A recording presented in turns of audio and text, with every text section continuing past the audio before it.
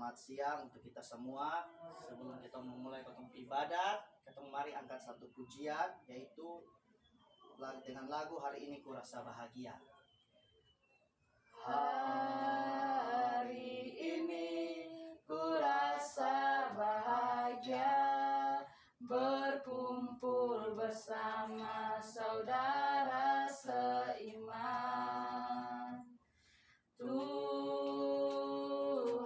Yesus telah satukan kita tanpa memandang di antara kita. Bergandengan tangan dalam kasih, dalam satu hati, berjalan dalam terang kasih Tuhan.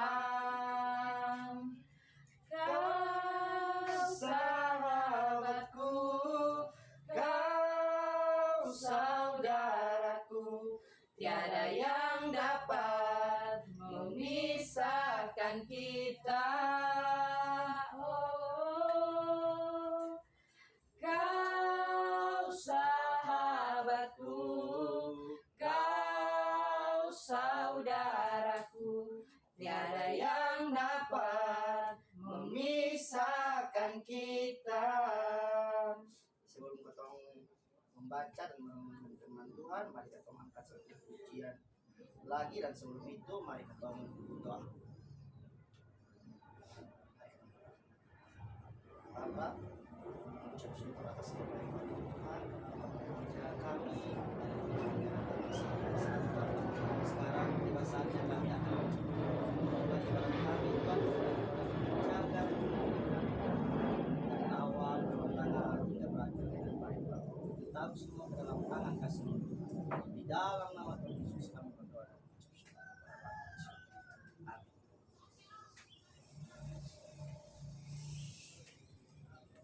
Mari kita angkat satu pujian, yaitu Kusiapkan Hatiku Tuhan.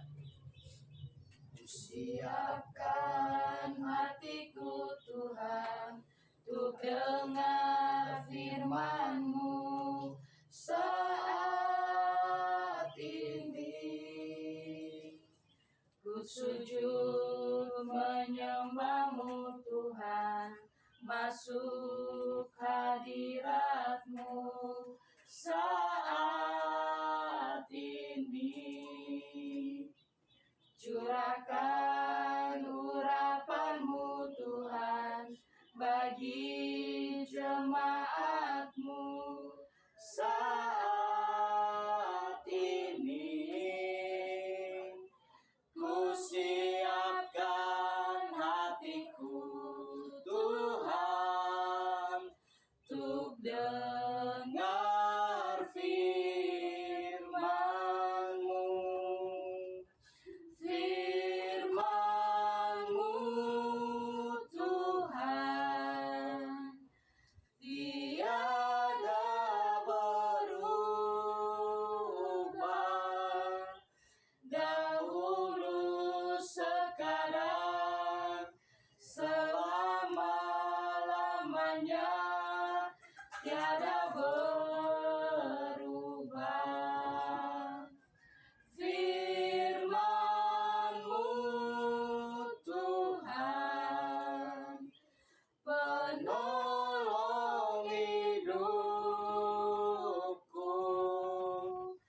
Ku siapkan hatiku Tuhan, untuk dengar firman-Mu.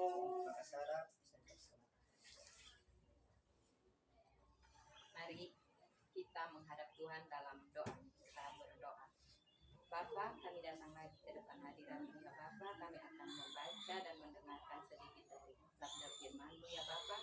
Kiranya apa yang kami dengar bisa kami lakukan dalam hari hidup kami, hari lepas hari. Hanya ini doa dan ucapan syukur kami dalam nama Bapa kami berdoa. Amin. Firman Tuhan terambil dari kitab Matius kitab Matius 5 ayat 13 sampai ayat 16. Teman-teman dipersilakan berdiri. Saya akan membaca perikop dan ayat yang ke-13 sampai 14. Teman-teman membaca secara bergantian ayat berikutnya. Garam dan terang dunia. Kamu adalah garam dunia. Jika garam itu menjadi tawar, dengan apakah ia diasinkan? Tidak ada lagi gunanya selain dibuang dan diinjak orang.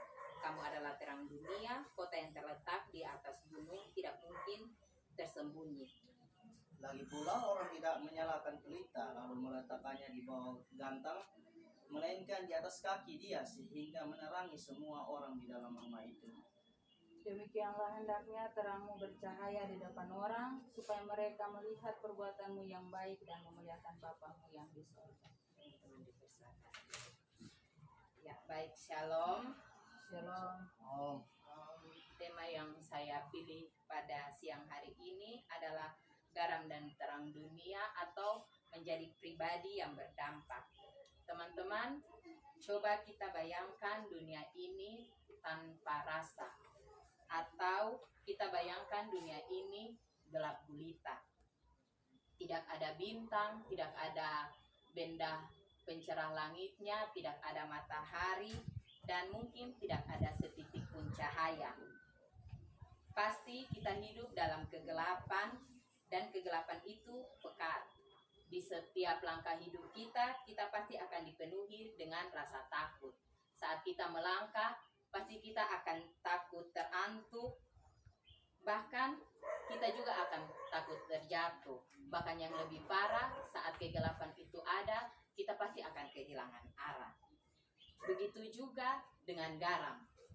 Garam salah satu benda masakan yang paling kecil dan mungkin dia punya harga paling murah. Tapi coba kita memasak tanpa garam. Pasti saat kita mau memakan itu tidak ada dia punya rasa. Bahkan mungkin ada sebagian orang yang tidak akan mau makan kalau tidak ada garam. Nah, teman-teman, garam dan terang dunia ini merupakan salah satu analogi konkret. Dalam ayat sederhana ini, Tuhan mau bilang garam dan terang dunia ini selalu dibutuhkan manusia dalam hidup setiap hari. Nilai guna dan garam tidak perlu kita tanyakan lagi. Setiap orang bahkan bisa mengetahui nilai guna garam dan terang dunia. Garam, kalau orang tua dulu yang belum punya kulkas itu, garam dipakai untuk mengawetkan ikan atau daging. Dan garam juga dipakai untuk menyuburkan tanaman. Nah, hidup kita juga setiap hari kita membutuhkan terang. Tanpa terang, kita tidak bisa melihat dan melakukan aktivitas seperti bagaimana biasanya. Maka garam dan terang dunia adalah salah satu analogi hidup yang penting. Teman-teman, Tuhan mau pribadi kita menjadi pribadi yang berdampak bagi dunia.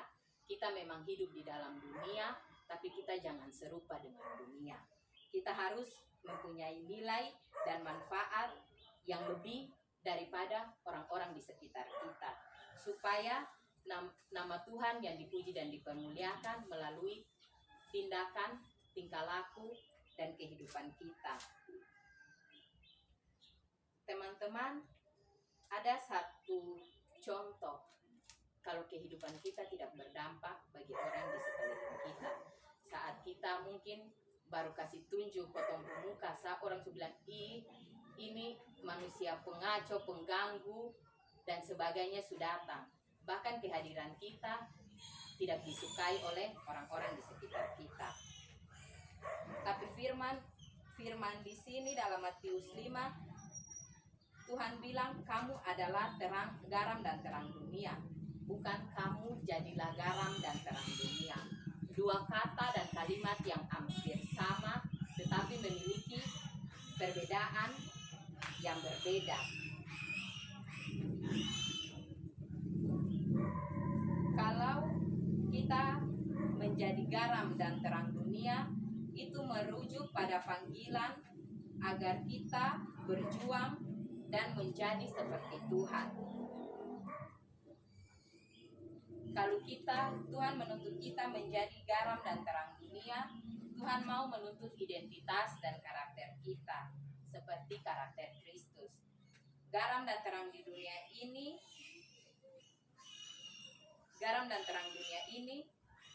sering kita butuhkan dalam hidup kita setiap hari. Karena orang Kristen yang tidak mempunyai karakter Kristus, ujung-ujungnya akan dibuang dan diinjak orang, terdapat dalam Matius 5 ayat 13. Tuhan memberi pengajaran tanpa kompromi. Tuhan juga memberi pengajaran kepada setiap kita orang percaya untuk menyatakan fungsi dan peran kita masing-masing seperti garam. Garam mempunyai warna putih dan bisa mewarnai hidup setiap orang. Hidup kita yang dulunya putus asa, penuh keraguan-raguan, tidak percaya diri, tetapi bisa mengubah menjadi berpengharapan kepada Tuhan. Garam juga bisa mencegah kebusukan atau bisa menjadi antiseptik.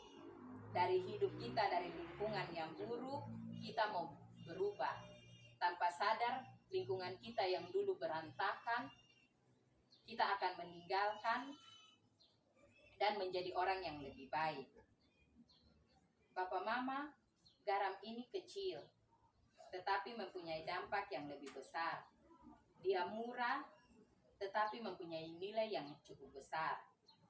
Dan Tuhan juga bilang kamu adalah terang dunia. Terang punya dampak yang positif. Terang juga supaya orang lain bisa melihat arti kekristenan terhadap diri kita yang sesungguhnya. Terang tidak bisa disembunyikan di bawah gantang, tetapi harus menaruhnya di atas kaki Dia, supaya terang kita itu dilihat oleh semua orang. Teman-teman, sebagai penutup ada satu ilustrasi. Ilustrasinya itu tentang tempayan yang retak. Ada satu orang, dia membuat dua tempayan. Satu tempayan yang utuh dan satu tempayan yang retak. Selama 2 tahun dia memakai tempayan ini, tempayan yang retak, bilang kepada dia pemilik, buang sudah, soalnya saya merasa saya tidak berguna. Tetapi pemiliknya berkata, coba kamu lihat bunga-bunga ini, indah bukan? Dia bilang, iya indah. Jadi pemiliknya bilang, itu karena kamu. Saya sengaja membuat kamu retak, supaya bunga-bunga ini dapat mengambil air dari kamu. Dengan kata lain, tempayan yang retak ini walaupun dia retak, tapi dia bisa menjadi manfaat, menjadi dampak untuk bunga-bunga yang di sekelilingnya. Mungkin sekian dari saya. Amin. Oke, baik. Terima kasih Kak Sarah atas firman Tuhan yang telah dibawakan mengenai garam dunia dan terang dunia. Sekarang tiba saatnya kita sudah di penghujung ibadah, dan sebelum kita menutup ibadah ini, kita mari angkat satu pujian dengan lagu Terima Kasih Tuhan, dan akan ditutup doa oleh Kakak Amelia. 1, 2, 3. Terima kasih Tuhan untuk kasih setiamu yang ku alami dalam hidupku. Terima kasih Yesus untuk kebaikanmu sepanjang hidupku. Terima kasih Yesusku buat anugerah yang kau beri. Sebab hari ini Tuhan adakan syukur bagimu. Sebelum kita mengakhiri ibadah kita, mari kita menghadap Tuhan dalam doa. Mari kita berdoa. Ya Bapa Yesus yang baik, kami bersyukur Tuhan atas segala berkat anugerah-Mu Tuhan dalam hidup kami. Kami sudah mengakhiri ibadah kami pada hari ini, tapi kami percaya pertolongan daripada Tuhan selalu menyertai hidup kami sepanjang apa yang kami lakukan hari ini dan seterusnya Tuhan. Hanya indah kami, terima kasih Tuhan, haleluya, amin.